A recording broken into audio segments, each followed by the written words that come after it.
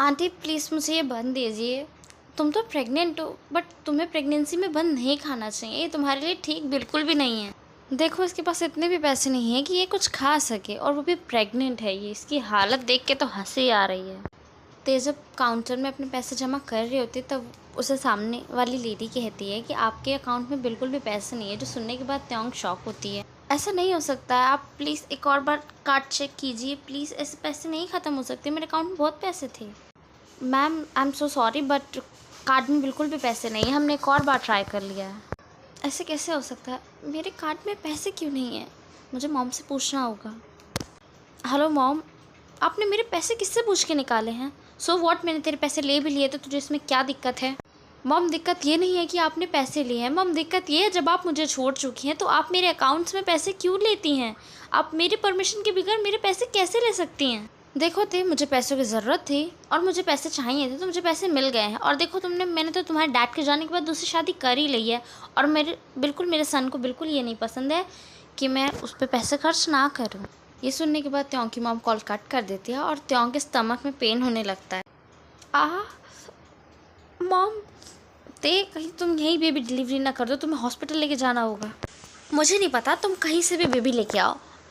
Grand mom, आपको क्या लगता है बेबी कोई पेड़ में लटकता है जो मैं आपके लिए तोड़ के ले आऊँगा? जंगकुक और उसके ग्रैंड मॉम बातें कर रही होते तभी वहाँ पे एक सर्वेंट आता है और वो कहता है कि सर, डोर के पास कोई बेबी रख के चला गया है। जो सुनने के बाद जंगकुक हंसते हुए कहता है, लो ग्रैंड मॉम, आपको बेबी चाहिए था, आपका बेबी डिलीवर हो चुका है। जंगकुक, तुम क्या बकवास कर रहे हो? चल के देखो बच्चा किसने रख दिया है बाहर। ये ब्लड किसका है? लगता है बेबी का है। नो, बेबी बिल्कुल ठीक है और ये ब्लड शायद उसकी मॉम का है। ते प्लीज़ आराम से बैठ जाओ। बट तुमने तो ऐसा किया क्यों? तुम्हें नहीं लगता तुमने गलत किया है उस बेबी को उसके डैड के पास पहुंचाने के बाद? जिमिन, मुझे पता है कि मैंने गलत किया है, बट तुम जानती हो कि मैं उस बेबी को नहीं पाल सकती। मेरी खुद की हालत, लाइफ ख़राब हो चुकी है। तुम्हें क्या लगता है मैं उस बेबी की हालत ख़राब कर दूँ? जब उसके डैड इतनी बड़ी कंपनी में है और उसके डैड इतने रिच है, तो वो अपने सन को प्लीज़ बहुत अच्छे से पाल लेंगे। और प्लीज़ तुम इस बारे में बात मत करो, क्योंकि मुझे बहुत ज़्यादा हर्ट हो रहा है। मैं इतनी भी इंडिपेंडेंट नहीं हूँ कि मैं अपने चाइल्ड को अपने पास रख पाऊँ। ते, तुम ठीक हो ना? हाँ जिमिन, मैं ठीक हूँ। ते, मैंने तुम्हारे लिए अपनी कंपनी में जॉब के लिए अप्लाई तो किया है और तुम्हें जाके इंटरव्यू देना है, तो प्लीज़ मेरा लंच तुम अपने साथ ही कंपनी में ले आना और प्लीज़ कुछ भी गड़बड़ मत करना। Thank you Jimin. मिस्ते, आपकी कंपनी में जॉब तो अच्छी लगी गई है और आपको 15,000 पर मंथ मिल ही जाएंगे, और अगर आप परमानेंट हो गई तो शायद आपकी सैलरी भी बढ़ सकती है। आपको सिर्फ अभी चेकिंग के लिए रखा है क्योंकि हमारे पास अभी सीट खाली नहीं है। कोई नहीं, जितने दिन की सैलरी रहेगी शायद मैं अपने पेमेंट के अकॉर्डिंग कुछ अपना काम कर पाऊँ। त्योंग अपने से बातें कर रही होती है तभी उसके बैकग्राउंड से आवाज़ आती है, मिस्टर जॉन प्लीज़, हम इस बेबी को संभाल नहीं पा रहे हैं, प्लीज़ हमें बख्श दीजिए सर, प्लीज़। सर, आपकी बेबी ने रो रो के पूरे 20 नानीज़ को भगा दिया है। सो आप, इतनी ज़िद्दी बेबी हमने आज तक नहीं देखी है। मेरी बेटी है तो ज़िद्दी होगी। सर, आपको इस बेबी की मॉम को ढूंढना होगा क्योंकि एक माँ ही अपने बच्चे को शांत करा सकती है।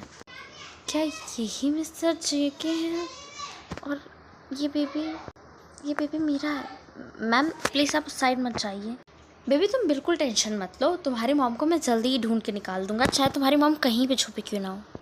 एक एम्प्लॉय तेज से बात कर रही होती है और वो कहते हैं कि मुझे लगता है ये बेबी मिस लिसा की है, क्योंकि उनकी और जेके की बहुत ही अच्छी बॉन्डिंग है और शायद उनकी वेडिंग भी होने वाली है। सर, मेरे पास 2 बेबीज़ हैं, तो मैं एक बार ट्राई करके देखूँ आपके बेबी को, शायद वो शांत हो जाए। हाँ पक्के ध्यान से, मेरी बेबी को कुछ होना नहीं चाहिए। पर वो बेबी बिल्कुल शांत नहीं हो रहा था। तभी तेज जंगकुक से कहती है कि सर, मैं एक बार ट्राई कर सकती हूँ।